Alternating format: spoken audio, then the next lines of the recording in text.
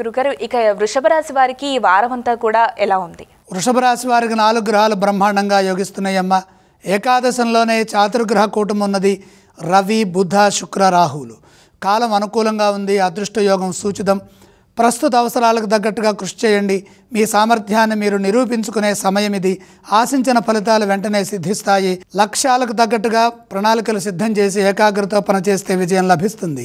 కాలానుగుణంగా నిర్ణయాలు తీసుకోండి. శ్రేష్టమైన ఫలితాలు ఉద్యోగంలో లభిస్తాయి. ఆత్మవిశ్వాసం ముందుకు నడిపిస్తుంది. ఉద్యోగ ప్రయత్నాలు సఫలమవుతాయి.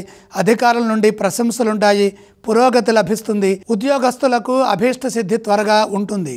పనిలో నిజాయితీ కనపడుతుంది. తద్వారా ప్రశంసలుంటాయి. వ్యాపారంలో బ్రహ్మాండమైన మేలు చేకూరుతుంది.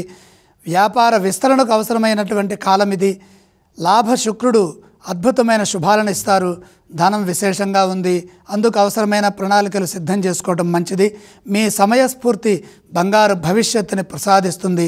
నిరంతర సాధనతో మీ ప్రతిభ ప్రకాశిస్తుంది. కుటుంబ పరంగా ఆనందించే అంశాలున్నాయి. వృషభ రాశి వారు ఏ స్తోత్రం పఠిస్తే మంచిదంటారు? వృషభ రాశి వారు లక్ష్మీ ధ్యానం చేయటం చాలా మంచిది. వీరు ఏ ఆలయాన్ని సందర్శించాలి? 4 గ్రహాలు సరైన పద్ధతిలో యోగిస్తున్నాయి. సరైన గ్రహాల యొక్క అనుకూలత లభిస్తున్నది కాబట్టి లక్ష్మీ దర్శనం మేలు చేస్తుంది. వృషభ రాశి వారు ఏ దానాలు చేస్తే మంచిదంటారు? దానాలు అవసరం లేదు.